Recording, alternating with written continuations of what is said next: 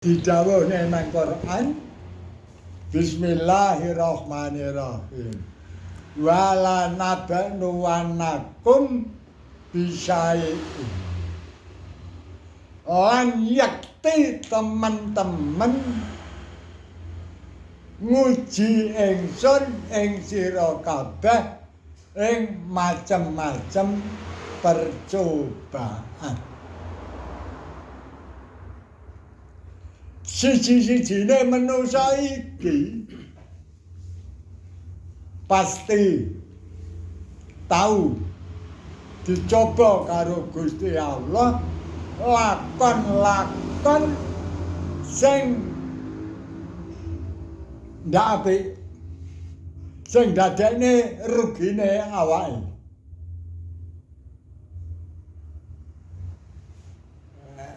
Nalika kuwi nglakoni demen seneng marem. Nalika dilakoni rono kuwi lho. Ganti dina, ganti waktu, suwe-suwe situasi berubah. Rupane ganti nah. Ya diuji. Demen seneng marem. Ngono.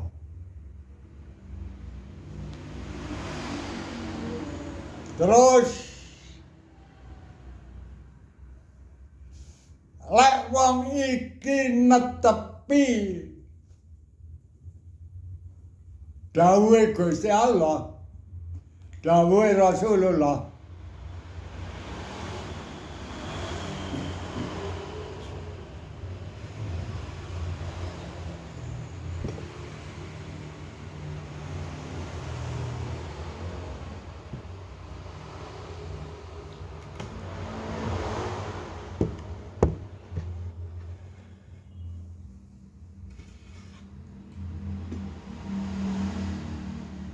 Thalabul ilmi faridatun.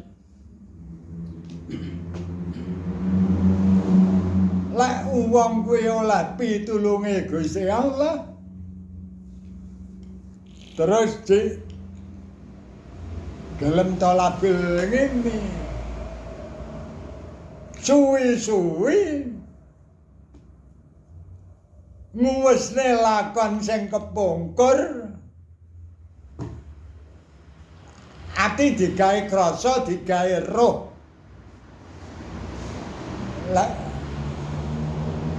Lakon sing kuwi rumangsa salah. Rumangsa dosa. Rumangsa kapusan. Ha iki. Kok nganti iso krasa kaya ngono? Iki teman-teman wong oleh rahmating Gusti Allah, oleh syafangate Rasulullah, merga niate bener. Ihdinas siratal mustaqim. Nyuwun nek Gusti Allah dalan sing jejeg lurus. Lillahi ta'ala. Lillahi ta'ala. Tur Gusti Allah gawe wong sing oleh pitulung lakon-lakon sepungkur sing negatif ora digawe lali. Panggah digawe lengae. Iku maksude kanggo kemilon.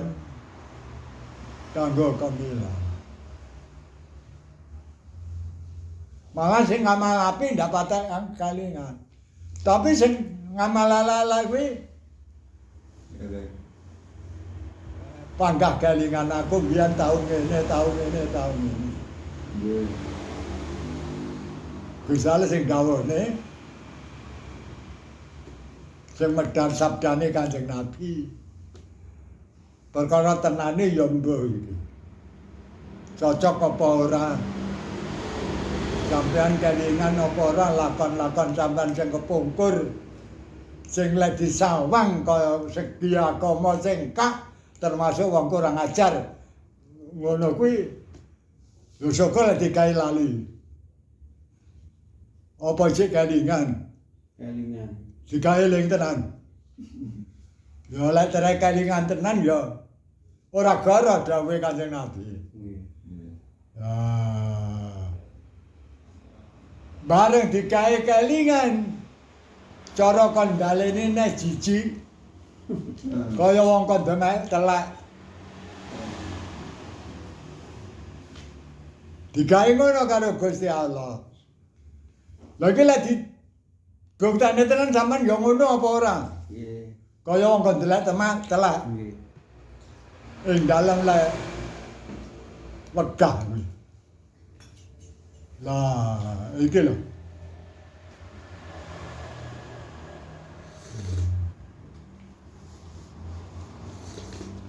iki khusus bab agama sing mung hubungan pribadine wong kuwi karo Gusti Allah. Liyane ra melu-melu. Jenenge lillahi ta'ala. Itu. Dadi kaya wong bal-balan. Aku sing main ngiring bal tak lebokne nang gawang. Tegese aku sing tandang nindakne sarengat saka Kanjeng Nabi. Tata cara laku nindakne nguwusne wasit aja nganti melanggar rupane Gusti Allah.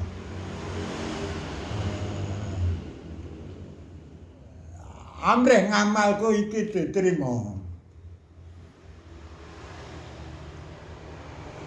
Kudu manut miturut aturan sing kak nafsu ora melu-melu.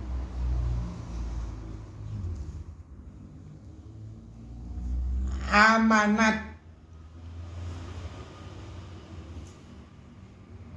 awakku iki amanat. Anggotane awakku iki aman.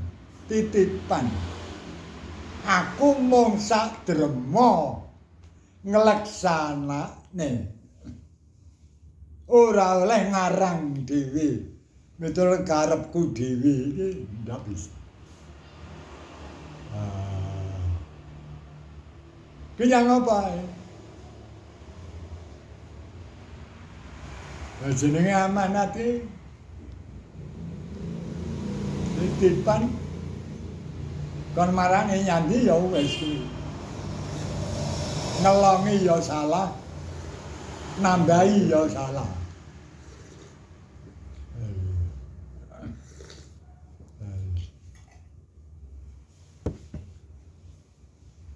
Lah kanggo umate Kanjeng Nabi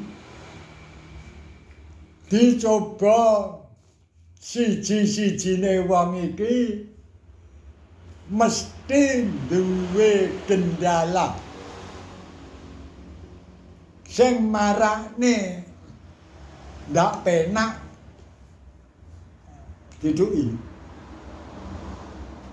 Lek bab iki ora masalah. Tapi lek iki lho eneng ngono.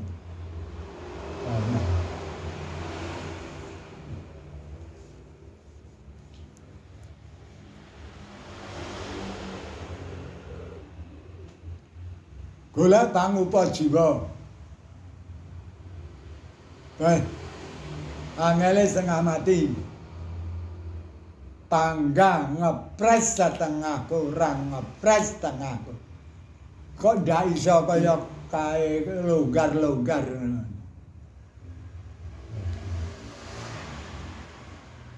Ya iki digawe ngepres setengah kurang iki piye? Cocok ora karo tuntunan Rasulullah. Monggo Kanjeng Nabi nganjurne neng umate supaya dadi wong sugih.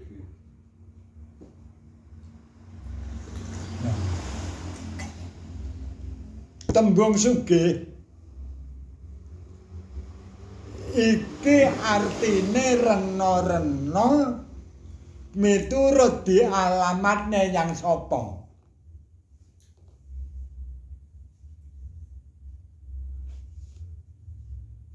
Gusti Allah sugih. Tegese ora butuh karo liyane date dhewe.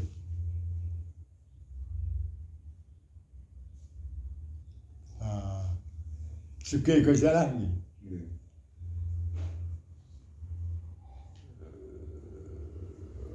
Kok ngakon nyembah? Mergo sifat welas asihe Gusti Allah.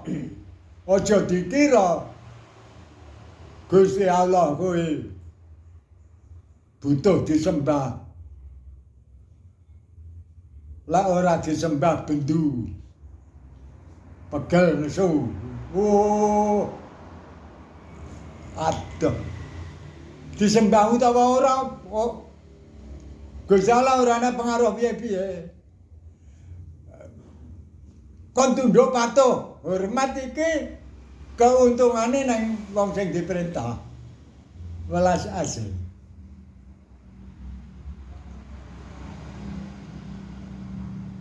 Karo wong maksiat Gusti Allah ora bendu.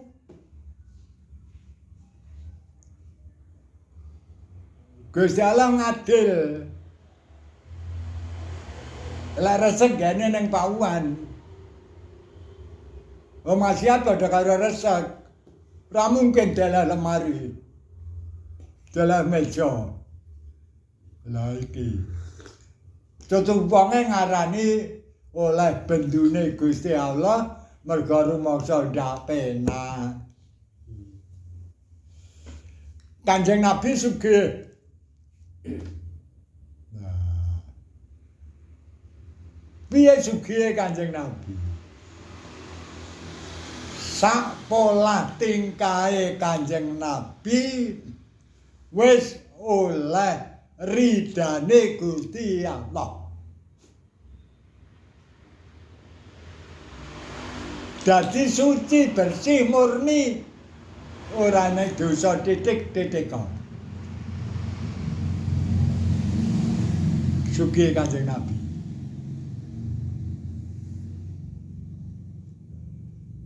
Umate Kanjeng Nabi supaya sugih. Piye sugih umate Kanjeng Nabi? Supaya atine iki longgar. Tegese diparingi rejeki sepira wae wis rumangsa cukup.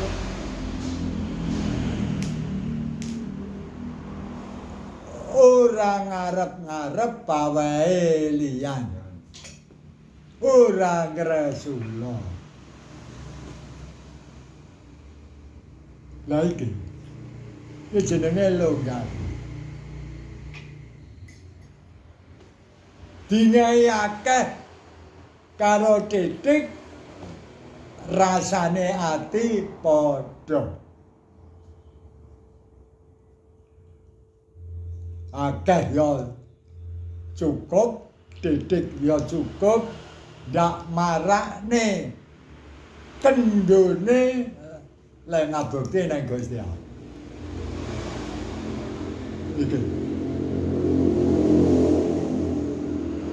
Lalek wong umum ndak agama ngarani suta kasugih akeh bandane. Lah iki lah. Mila kita supaya ati kita digawe piye ae longgar. Wis rumasa cukup.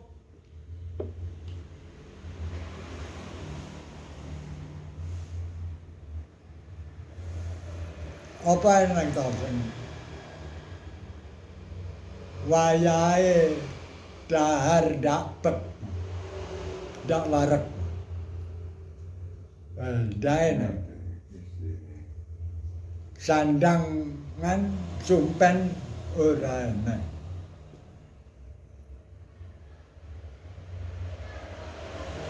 Awak digawe waras. Apane sing kurang? Mongko lenggae pen ngepres setengah kurang kuwi merga diwelasi Gusti Allah supaya atine wong kuwi ora ndrayang kranggeh urusan kadonyawian sing macam-macam.